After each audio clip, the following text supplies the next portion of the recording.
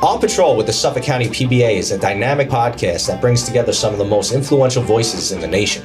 From union leaders and elected officials to law enforcement experts who explore the pressing issues shaping America. Through thought-provoking conversations, we empower listeners to think critically about law enforcement, political policy, and the future of our society. Available on Spotify, iHeartRadio, YouTube, and all Suffolk PBA social media platforms. Tune in to On Patrol with the Suffolk County PBA. Welcome to another episode of On Patrol with the Suffolk County PBA. I'm CJ Hutter, the treasurer of the PBA. I'm Tanner Brandemeier, the sergeant at arms of the PBA. And today we're excited to have Tom Donnelly join us. Tom's a sitting legislator with the Suffolk County Legislature in the 17th District. Thanks for joining us, Tom. Yeah, of course. Thanks for having me. Really appreciate it. Absolutely. So, Tom, you've lived a life of service to your community. You've been a volunteer fireman basically your entire life. Then you became a city cop, city fireman. So, you know, doing public service and being an asset to the community is something it's the lifestyle you've lived. Yeah, no, absolutely. And it's something, I've been blessed, right, to be able to get to do something that I always wanted to do. I always wanted to be a firefighter. And I got to do it as a professional firefighter for 30 years. I've been a volunteer firefighter for 40 years.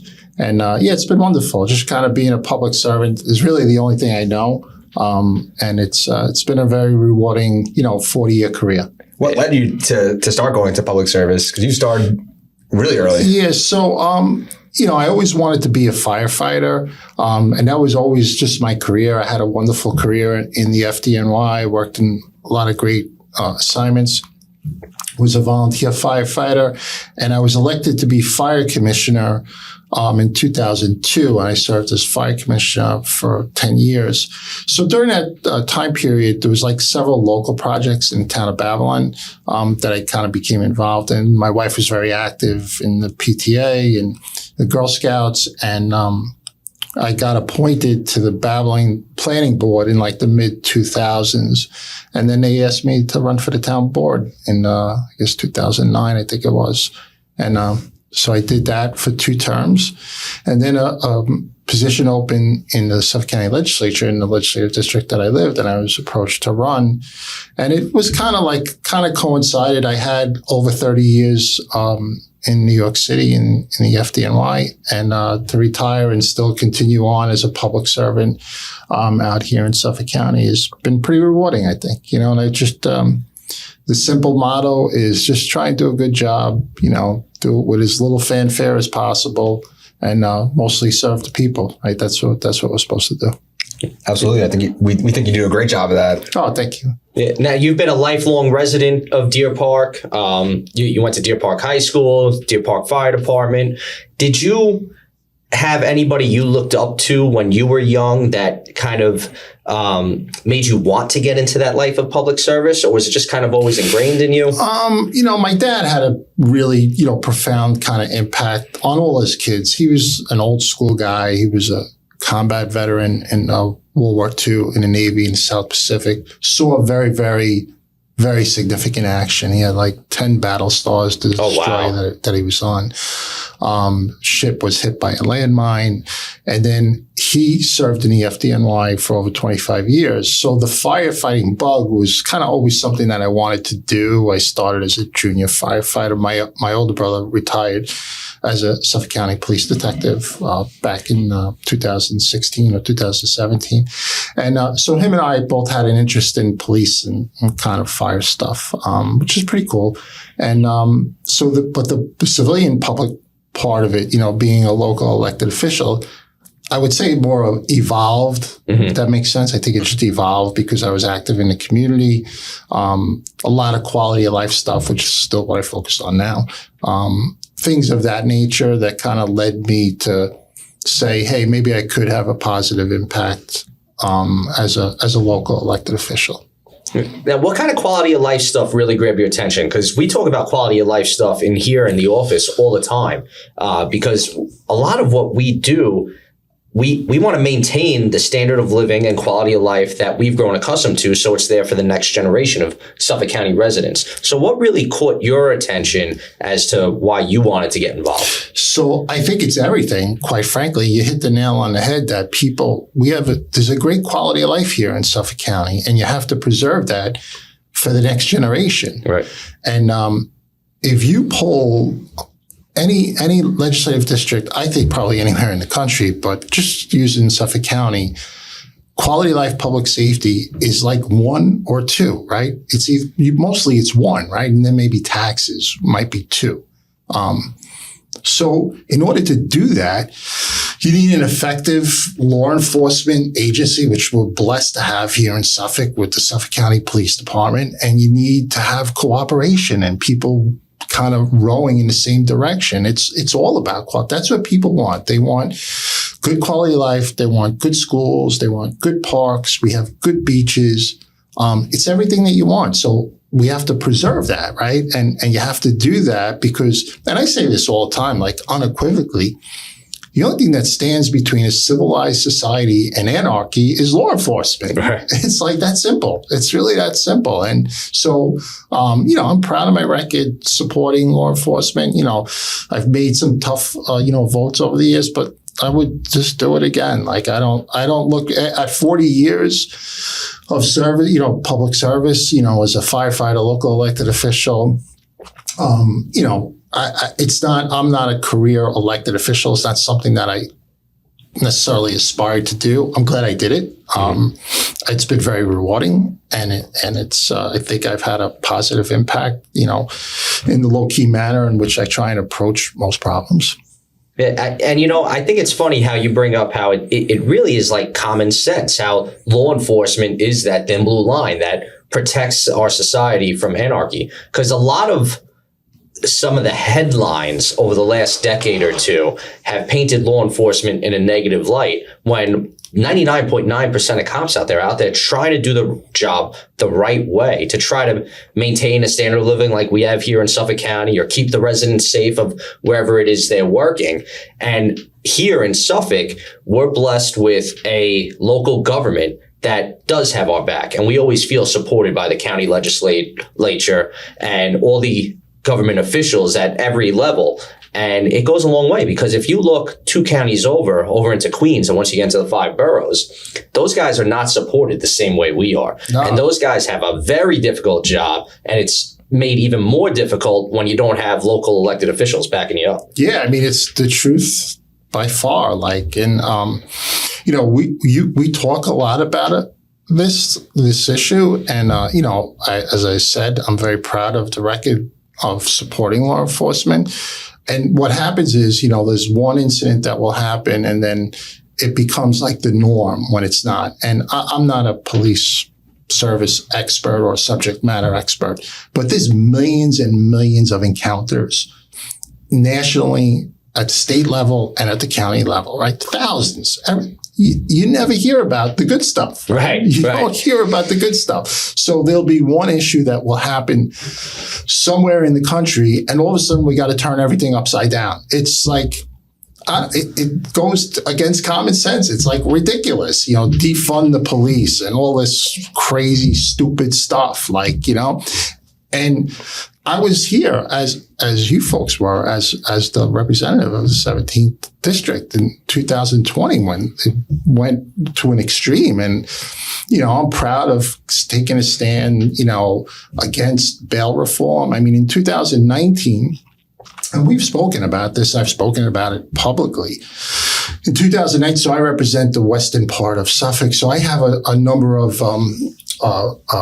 NYPD guys that I'm pretty friendly with. I know some of them through the volunteer fire department, but a couple are like delegates in the Sergeants Association. And in 2019, they were telling me like how bad criminal justice and bail reform was going to be. And everything that they said in 2019 turned out to be true. Yes.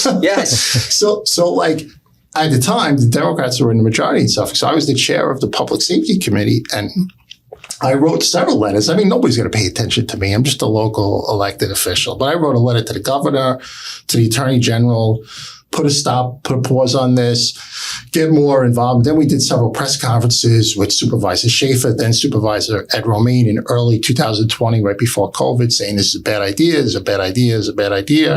And, they're not going to listen to necessarily the local elected officials. And what you've had is this constant recidivism. And we're lucky that we have, a DA who's using, exploring out of the box ideas to try and combat the recidivism, because you have the same people committing the same quality of life offenses all the time, right? Yes. And it's frustrating. It's very frustrating. And it circles back to the point of, if you take any community in Suffolk County, whatever the demographics are, people want safety, they want quality of life, they want good schools, they want to live in peace. And that's essentially what folks want. And so it's our job as elected officials to preserve that. Right. Absolutely. I'm glad you brought up how you were talking to cops that are out there on the street, and they were describing to you how this bail reform was going to be a ticking time bomb. Because we tried to explain that to a lot of the state elected officials. And we tried to warn them, and we tried to make sure that they were hearing from the law enforcement experts that could predict that this was going to backfire. And unfortunately, we had to go through this failed experiment. Yeah, I mean, I think part of it is political pressure. And I don't profess myself as a police service subject matter expert, nor as a political science or a political expert. But you have to resist the urge to want to, just because one group is saying, oh, this is a good thing, there's people being treated unfairly, and probably, maybe, okay, but we don't turn the whole bucket upside down. Right.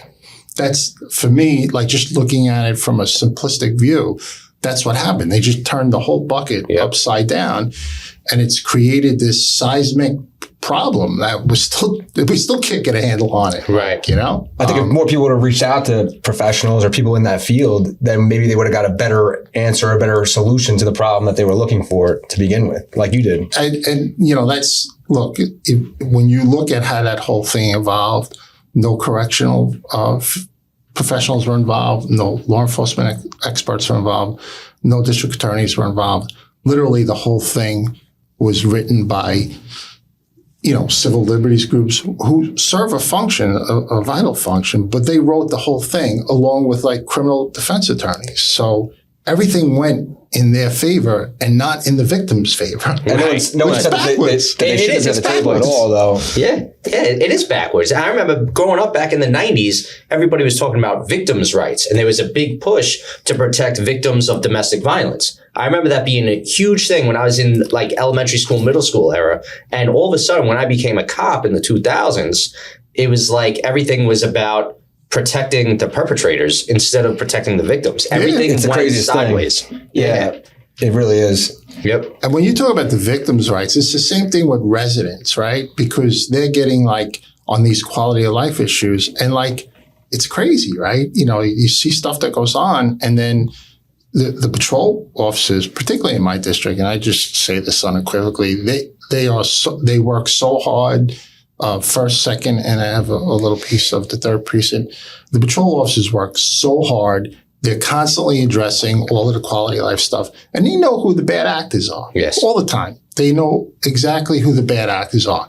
And then they get arrested and they get put into the system. And three hours later, they're back doing the same thing again. And that's the challenge I think we have. And, so I have to just try to keep chipping away at it to make the corrections. Yeah. And, right now there's pending legislation out there, and hopefully it doesn't go forward in the state, where they want to outlaw pretense stops. We'll make a stop on a broken headlight, broken taillight, stuff that some people may not see as a serious issue, but at the end of the day, it is still against the law to be driving around with a broken headlight or taillight.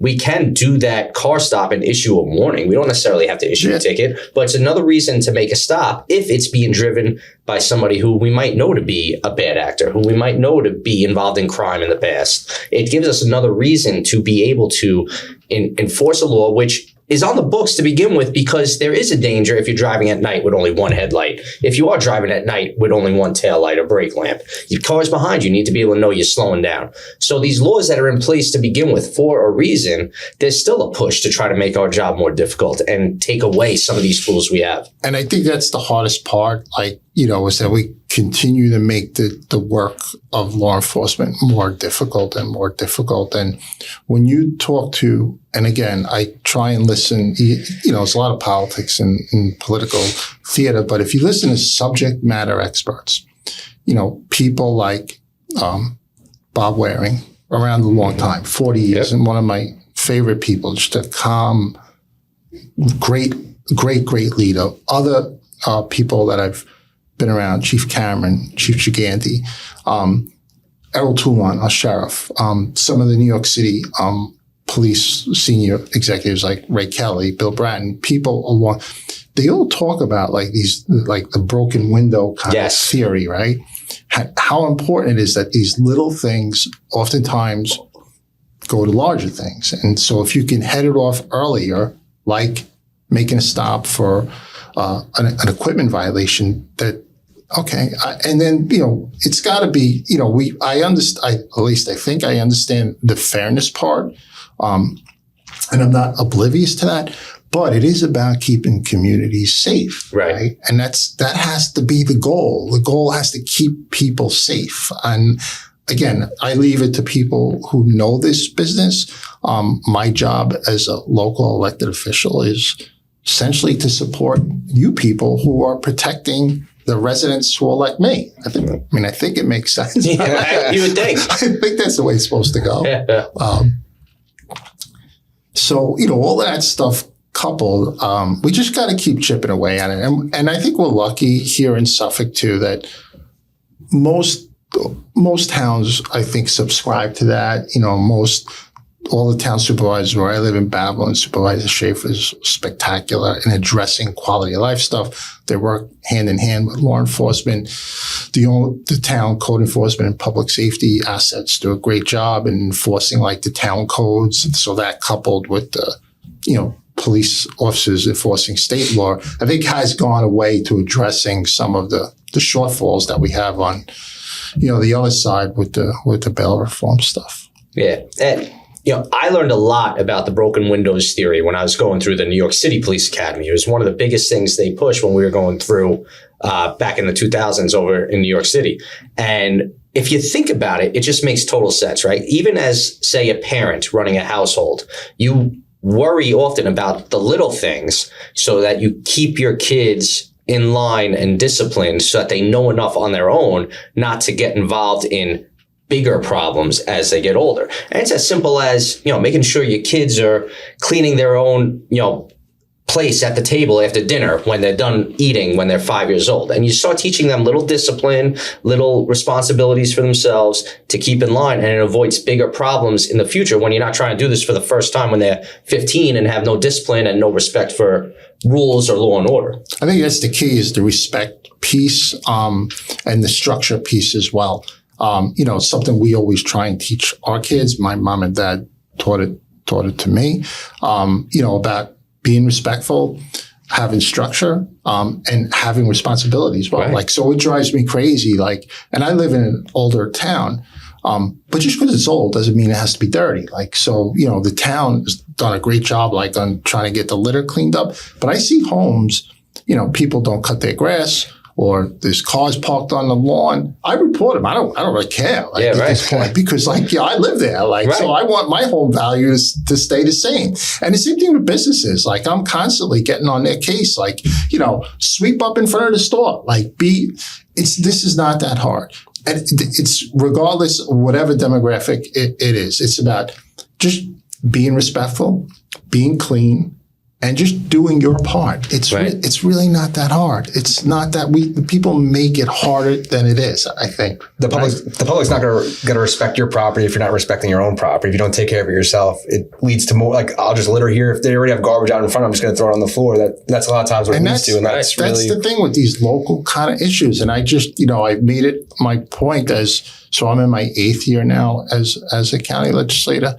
And, I've enjoyed the job a lot. I try hard to work with everybody across party lines. But it's the little things that you got to focus on, stuff that's going on inside your legislative district.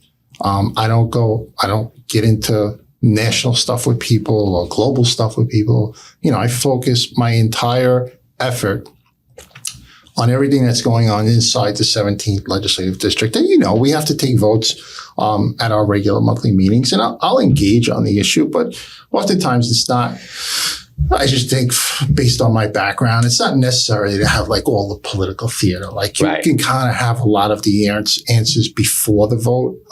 People want to posture, for their political, but that's fine. That's what people do. That's not something that I want to do.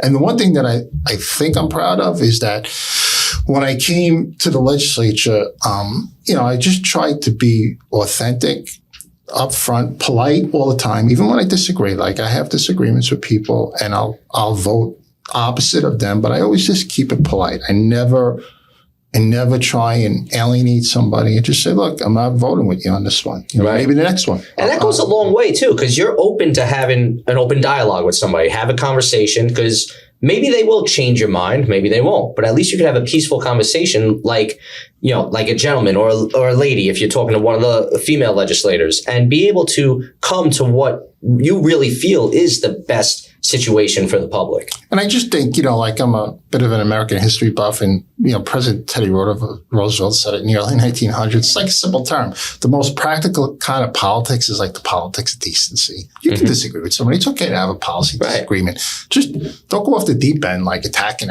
everybody because, you didn't get what you want. And, I learned this a long time ago from Rich Schaefer, because he's a great leader, governmentally and politically. Absolutely. He's a terrific leader.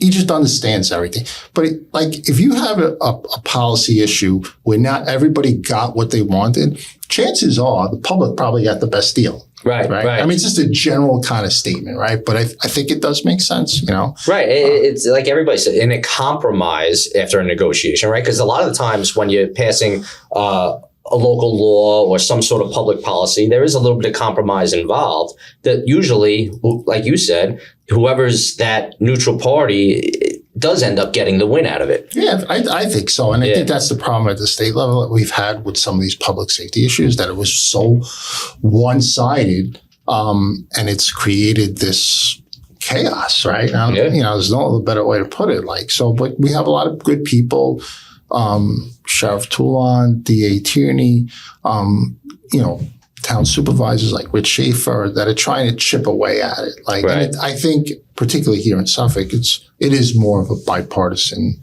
I think it's safe. Absolutely, I agree. To say that. I agree. We say it all the time. Out here in Suffolk County, our local Democratic Party, yourself, Rich Schaefer, you, Jason Richburg, you guys are common sense Democrats. You look for what's going to best benefit the people around you and the communities you live in. You're not looking to just grandstand. You're not looking to make some sort of national headline or go viral in a video. You're trying to do what's best for the people that live in your districts. And part of that is supporting the police, which has not always gone hand in hand with your party nationally the last decade or two. But locally, we know we've been able to count on people like you. Because you got to push back. You got to resist the urge just because somebody's screaming at the top of their lungs. Okay, whatever you say, sure. This is what I'm going to do. Right. And I do it all the time, and I'm proud to say, I always try and keep it simple. I always say, look, here's what I'm going to do. And then I do what I'm going to say. Right. So, and I'll say to people, even on my side of the aisle, I have an idea about whatever. I'm like, look, I'm not with you on that. And some people get offended, or even on the other side. I'm not with you on it. I've done it both. I think that's like the true spirit of being like a common sense centrist, which is something that I think I pride myself on. And I've tried to kind of stay in that lane consistently. And people want in local officials, you wish you had it sometimes more with higher up officials, that they want consistency. They want authenticity. They don't want to hear BS and theater. That's what they want. They want, there's always political backstories to something, because that's just the nature of what we do, right? It's always going to be there. But I think if you can navigate it in a kind of decent way, everybody at the end looks better. And people, they never want to say, hey, the other guy's a good guy. What I mean? They just want to say that guy's whatever. Like, Right. That gal's bad. Like, some of my best friends in government are Republicans. They're nice people to be around. Yeah, I enjoy right. having a beer with them. Like, that's the way it's supposed to be, I think, right? Yeah, right. That's what you would hope. You just look back, like Ronald Reagan and Tip O'Neill, like that kind of generation, a lot of them were veterans, World War II veterans, Korean War veterans, and they just had like politics of decency. Like you could disagree, but you don't have to overtly disagree. Like you can still try and get along. And people have derangement syndrome on both sides. Like, Oh, yeah, the extremes on both sides are bad. It's not just one side. It's on both sides. And like, they go to their corners and nobody's willing to have a cup of coffee in the middle. Yeah. And, a lot of that extremism, especially around the national narratives around policing, it got so bad for a while that, one bad thing would happen in some other state somewhere in America. But here in New York, people were doing graffiti saying ACAB, all cops are bastards. Meanwhile, they're taking 0.01% of the police interactions that occur, and they're blaming all cops for what happened in one headline in one instant. It was horrific. Like, and I just said in 2020, I was going to do something about it. So I got together with Legislator Kevin McCaffrey. He wasn't the presiding officer at the time. And we wrote several op-ed pieces, yes, like supporting and defending the police. I came out very strongly, against the repeal of 50A. And if you look, and again, I'm not a policy expert. I don't pretend to be. But 50A was designed to protect law enforcement officers, their personal identity. This is kind of where I'm just going with this conversation very quickly. For a lot of reasons, where they live in the community, do they know their children, their families? Like that's what it was designed to do, and it's been weaponized. Yes, right, badly. Like it's a bad policy, I think, because you're exposing, and then like here's the other part, like a disciplinary man. What's the context of it? Like, so people say he had 7 complaints. Well, what are the context of the complaints? Right. So if you're not willing to judge, if you're just saying he's a bad man, he had 7 complaints, I'm not subscribing to that. What is the context of the complaints? That's what you have to look at, right? Absolutely. Like if we're not judged in that context, then all of us like could be slammed for whatever. Like, right? I think it's, and then even nationally, I think it's terrible. And, I've already spoken out about it, but whatever you think of national policy, that's fine. You should not be, and this I got to say really strong, you should not be identifying or harassing federal officers for doing their job. Right. They're just doing their job, just like anybody else. And oftentimes they're operating in high-risk environments, very high-risk environments. And it's just terrible. I mean, I feel so bad for these, ICE agents, the federal authorities, the ATF guys, all of them. Like they're just trying to do their job, and it's terrible. It's really terrible. And I vehemently oppose any stuff like that. The other piece that I think, and I know we're good here, but you hear like, elected officials, we're not going to cooperate with them. So you have a really bad guy who's got an arsenal of weapons and the local police are not going to coordinate with the federal crazy. assets. It defies logic. It's like complete lack of common sense, and knock on wood, right? We have great leadership here across the spectrum. It's like an incubator in Suffolk, a great district attorney, a great sheriff, great police commissioner, police, chief of department. And, everybody's like rowing in the same direction. So it's just our part as one of 18. I'm just one of 18, to row with them, right? Right. But it's important for the public to see people like yourself holding that line, because not everywhere did that happen in 2020, and even right now, like you have a lot of people folding to the pressure of the small minority of the public that's loud, or the political pressures of it. And that was, back to the DA's race. I didn't feel like the previous DA, nice guy, but he was not strong enough in opposing bail reform, in my view. So I backed District Attorney Tierney. I'm glad I did. He's doing a great job, and all that being said, like that's, I think from the perspective of public safety, quality of life, and helping our law enforcement officers, you have to support them. Look, when there's issues and they have to be adjudicated, that's the process that we have, right? That's why we have collective bargaining agreements. And it also drives me nuts, right? We always talk about due process, like you get due process for, the terrorist family. Right? But yet we don't want to give a police officer due process. Somebody explain that to me, please. Yeah, it doesn't make sense. Somebody explain that to me. Yeah. But yet we'll give a teacher due process, and his name will never be identified. He'll be on duty forever, right? Yeah, I know I'm right, because I know this stuff goes on in New York City with the teachers. Their names cannot be identified. But yet we're going to identify NYPD patrolmen who had a complaint 10 years ago. Right. It's like backwards. This is completely backwards. It is backwards. And a lot of the times the complaints we get end up, once they're investigated, the cop gets exonerated. It was a false accusation against the cop, or it ends up being unfounded. The complainant doesn't want to continue pursuing whatever complaint for whatever reason. Maybe they don't want to get caught up in a lie, or maybe they just don't want to be involved anymore. It's, the time has passed, whatever. But things that are found to be, when cops are found to be not guilty of something, it should never be held against us. Of course. And like you said, it's being weaponized. Oh, it's terrible. It's terrible. It's really terrible. Defense attorneys bring up these complaints in courtrooms to try to attack the integrity of a cop because maybe he had 7 complaints, but maybe all 7 of them are either exonerated or unfounded. And never found guilty of anything. So then that officer's not judged in the context of it. That's my point. Right. The district, whoever, the criminal defense attorney,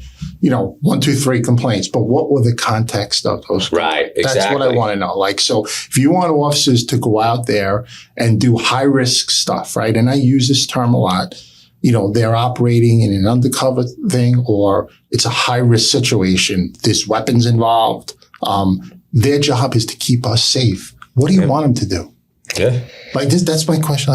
What do you want them to can whatever? I think you know what I'm trying to say. A lot of the interactions that we have as cops too, they're not necessarily people enjoy having those interactions. Right, exactly. So, and then 99% of the time, you see that officer, he's the nicest guy. He's helping somebody, with their groceries, whatever. But nobody records that. Right. I see it. I've seen it for 40 years as a volunteer firefighter, which is why I'm so supportive, because I see all the good stuff that they don't get credit for across the board. It's just across the board. I've worked on aided cases, their commitment to human life. There's just so many things you could just rattle on and on. And then we depend on them to take on the bad guys, the bad actors. And look, in society, there's bad actors out there who are well armed, right?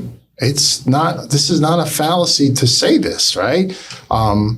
And we're asking them to put their lives in danger, but yet we're going to throw them under the bus. It's just backwards. It's backwards. I saw a meme on social media just this week where it said, 1 million cops in America kept your society safe today, but that story won't be on the front page of the paper. Yeah, and just what we talked about earlier. There's millions and millions of interaction nationally.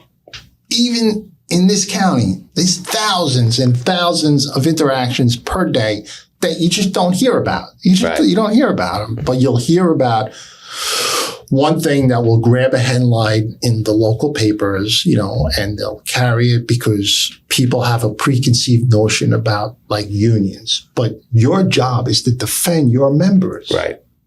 And you do it well. You do it very well. And that's what you're supposed to do. So when people come and they speak, it happened a couple of years back during the 2020. There were several, activists that showed up talking about police unions. The one woman, and I interrogated her because I felt it was appropriate. So she was a teacher. I'm like, so does the teachers union defend the teachers, the bad teachers? Oh, well, it's a different set of circumstances. I said, no, it's not. They're a labor organization. Their job is to defend their members. Right. That's what they're supposed to do. Right. Exactly. And I didn't want to embarrass her, but I just felt it. And I'm not, you guys know how I am at the public meetings. I'm very reserved. I don't really engage in that type, but that was one particular speaker who really kind of got under my fingernails, so to speak, And I'm glad you brought up that example too, because, and of course, I'm a big supporter of the teachers union, right? Teachers play a vital role in our society, molding the youth. Teachers, cops, nurses, medical professionals, firefighters, we're all on the same team as far as I'm concerned. But when a teacher gets accused of some sort of sexual misconduct with a student, every teacher in America isn't painted that way. They don't say all teachers are pedophiles, right? But for some reason, this person who addressed the legislature felt that way about cops. And that was the thing. And my daughter's a school teacher, and I have the highest, they're on the front lines too. I just use them as an example. No, of course. But you could be, a telephone communications worker who's part of a local, or, the Long Island Fed folks, how they defend. That's what collective bargaining and labor agreements are all about. So I think you had Tom Donnelly on recently. Yes, we did. And he's a great, you talk about good, common sense public officials. He's at the top of the list with people like Rich Schaefer and Ed Romaine. He just gets it. He could see through the clouds. So he made that point. Labor organizations are to defend their members. That's what they're supposed to do. It's really kind of simple. So just keep doing what you're doing. I tell, just keep the corrections guys, AME. That's what you're supposed to do. Public employees are entitled to due process, just like everybody else. It's really kind of that simple. Right. And it is simple, and it should be common sense. It's crazy that it ever went another way where people were thinking otherwise. So now you've been retired from the FDNY for how long? So I got elected 17. I retired right at the beginning of 18 before my term started. Wow. So over 30 years as an FDNY firefighter. Yes. Mm-hmm. And are you still a local volunteer? Yes. Yep. So I just completed 40 years of service with the Deer Park Fire Department. So I'm one of the old guys. But, I try and chip in, help out on the ambulance. And, it's just, it's all part of my blood. And, like I say, I was born, I've raised my own family in the same community. I was born on one side of town. I moved to the other side of town. Right. So I'm like a true homegrown guy in Deer Park, and I'm proud of it. It's been a wonderful kind of experience. Yeah. Now, all that time as a firefighter, you also had 3 years experience in the NYPD before you went to FDNY. This gives you a whole nother perspective on public safety. And one of the things you've done in the legislature is you've chaired the Public Safety Committee at one point. And I think you're still part of the Public Safety Committee. Yeah. So when Rob Calarco became the presiding officer, he had asked me to do it. So I said, I'll be happy to do it. And he's in that group of people who's a really good public official. Yeah, we still see Rob from time to time. Great guy. He's just a level-headed guy, works really hard. And he's a good person. So I said, Rob, I'll do it, but I'm going to do it, in the way that, and I just was always, so when this stuff came up, particularly in 20, and I was seated at the front, I was very, very outspoken. Not everybody liked it. But I just felt very strongly about, bail reform. I felt very strongly about repealing 50A. I just thought they were bad public policies, and I still do. Right. And we appreciate you always having our backs too, because I remember when New York City cops were getting buckets of water thrown on them, you stood with us saying that behavior like that will not happen in Suffolk County. It will not be tolerated. And that was a really difficult time. And we talked about, I wrote several op-ed pieces on it. And, but there were several, one in particular that I remember that was getting, somewhat really tense. And, I remember texting Chief Cameron and he said, they're not getting anywhere near the precinct. Don't worry about it. And I felt a lot better. That's the thing too. I have to comment on particularly the leadership. I know you guys are the blue collar part of the law enforcement, but the leadership since I've been here, Chief Cameron, Chief Gigante, Chief Waring, just really, really good people. They'll text every legislator. They'll take the time to text every legislator if something going on in their district. That's really good leadership. So I have first, second, and third precinct. Just the COs are they're so accessible. Inspector Williams, Inspector Forte. He's now Chief Moransky, and now we have Inspector Regina. They're so accessible. They give you your phone number. You call them at 10 o'clock at night.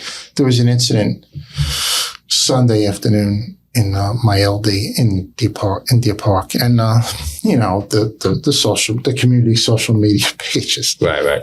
It gets crazy, right? So I never respond to any of this stuff, but I do try and monitor it because that's what we're supposed to do.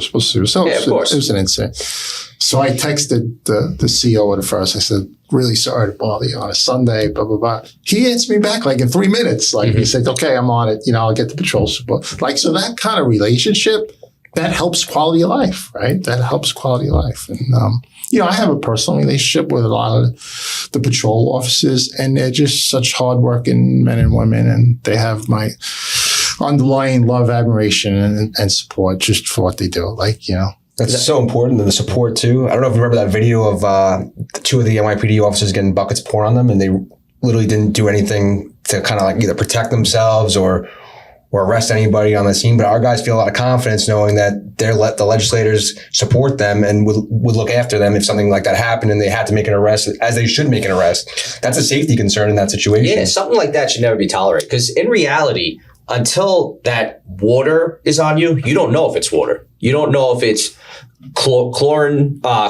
You don't know if it's urine. You don't know what's actually in that bucket. So there is a huge safety concern and a huge risk involved. And that behavior like that, it cannot be accepted. And I think I try and understand, there are disenfranchised people in society, and I understand. I think I understand. I don't want to say I'm a subject matter expert on it, because I'm not. But there's better ways to get your message across than doing that. Mm-hmm. I think that's a fair point, right? Yeah, absolutely. There's venues, there's mechanisms to get whatever message you want to relay, then dumping buckets of water, throwing bricks, burning police cars, throwing bricks in stores. It was a horror show. Yeah. And thank goodness we took a stand out here. Absolutely. Collectively, I think all 18, for the most part, took a stand on it. Right. Said, no good. They were bad actors that bastardized the right to assemble and the right to peaceful protest. They bastardized that right and took advantage by, like you said, doing all sorts of acts of violence, looting neighborhood stores. What about all those victims, all those business owners? Yeah. Right? You can't allow behavior like that to fester and just keep growing and growing and growing. You have to draw a line. You have to stand up for decency and society. We want to maintain peaceful living. And that's back to respect. We talked about earlier, having respect for the people around you and your community. When you have public figures that are leaders, and they don't have respect for the community, they don't have respect for everybody, then you see stuff like that go on, where it's okay to break through a store and steal everything. It's okay to light cop cars on fire because they don't feel like the penalty is enough. It's just bad leadership. That's bad leadership. Yeah. I mean, I'll just give a general statement, right? Look, I'm a loyal public servant. I always have been. I don't always identify on any particular issue with political party, with the letter next to your last name. I don't think that's a good way to lead. I really don't. I think it's a bad way to lead, to be honest with you. And our job is to ensure order, right? And we're the elected representatives of Suffolk County, right? There's 18 legislatures. And I say this to colleagues all the time. So when the county charter was written, look at if you want to know your job description as a legislator, and Rich Schaefer told me this, and he's great. So look at the county charter. What are the top two priorities? Public safety, public health. There you go. There's your answer. Right? So you can't condone if you're not willing to stand up and put a stop to that, then you probably shouldn't be in office. Right. Right? No, I mean, they were wrecking the place. I think fortunately, we're in a little better place. I'd like to think, law enforcement, like the military, like the fire department, sometimes there's lessons learned from operations. Mm-hmm. I hope that there's lessons learned, that we'll never see that again, that kind of behavior again. It's our job as local officials to ensure that, particularly in our little piece of the world, that it doesn't happen. Right. And you guys have been doing a great job with that. We've been hiring cops, our manpower got to a pretty low point 5-10 years ago. And now we are increasing the manpower. We've got about 200 more cops now than we had about 10 years ago. And you're also doing whatever you can with local law changes to help us do our jobs more effectively. And I think that's been the great catch in trying to combat some of this stuff is the town supervisors working together on town issues like vaping and the marijuana stuff, and working in conjunction with the DA. Like, so everybody's kind of rowing the same way. In terms of the numbers, I think we need more, and it's just from a layman civilian's perspective, we need more. Population has gone up, right? And, so it's important that you guys have a presence. And I do worry, like sometimes if things are stretched thin, and, I talk to you guys about it, like sometimes off the record, on the record, and, I like when it's stretched thin, how long is an officer waiting for help? Mm-hmm. We have some rural areas. Right? Absolutely. You by yourself. And you by yourself. Like, so all the more reason that we have to give that guy or gal the respect and the support, right? Yeah, I'm glad you say that too, because even though our manpower numbers are up from what they were 5-10 years ago, I think we still could use more, right? So like in the 7th precinct where I used to be a patrol cop, there were only 15 sectors and we were the largest landmass precinct in the county. We went from shore to shore. We were down in Massac Beach all the way up to Rocky Point and Shoreham. And there was only 15 sector cars that covered from, the Middle Island area all the way out to Manorville, where town of Riverhead and town of Southampton start. So there were times where I would be in my sector, maybe say in the southwest corner of my sector, and I had to help a sector next to me, and it would take me 15 minutes to get there. If you have to go from one extreme end of your sector to the other, it could literally be a 15-minute drive. And that's what going lights and sirens. Yeah. A lot can happen in 15 minutes. Potentially like a life at that situation too. Right. How do you fight for your life? And that's circling back to the civilian leadership part, that's why it's important, at least for me, that just we support you guys as much as we possibly can, with manpower, equipment, everything. Like, there really is on a personal level. It's important to me because of my my professional background. But as a local elected official, like I really believe that. And I have a couple of terms left if the public reelects me. Hope they do. But I just want to leave it in a better place than when I got here. I think that's the goal for all of us, right? That's always the goal for everyone. Right. But in whatever, line of work that you're in, you want to leave it a little better for the next person. And, that's what I just focus on.